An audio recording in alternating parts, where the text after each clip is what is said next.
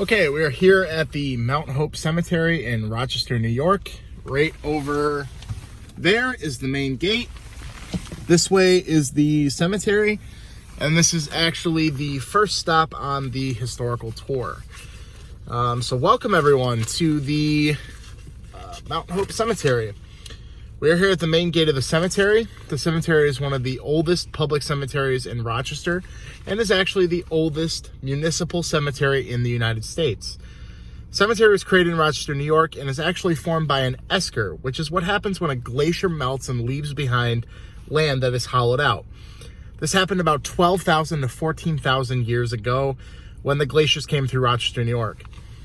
If you're familiar with the area, these glaciers also created other natural landforms like Mendenponds Park and Cobb's Hill Park. The esker was actually land that was owned by the Seneca Indians before the land became Mount Hope Cemetery in 1838. The Seneca Indians were not a very peaceful group of people, actually, because in 1779, a scouting party was sent to make contact with the tribe, and the men were all killed by the Seneca Indians. These men who were killed in the scouting party are buried here at Mount Hope Cemetery.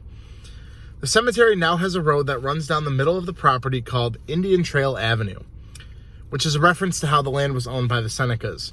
The cemetery is 19 acres in size and has over 350,000 people buried in its confines. The cemetery actually grows at a rate of 500 to 600 graves a year and was added to the list of National Historic Places in 2018.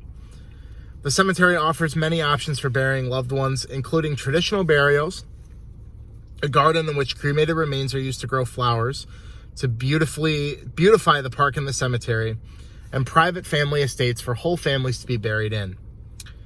The cemetery features many prominent graves, including famous Rochesterians like Frederick Douglass, Susan B. Anthony, and Nathaniel Rochester. The cemetery also has many statues which are historically significant, including the Civil War Monument, which can be located in the back by the southern entrance.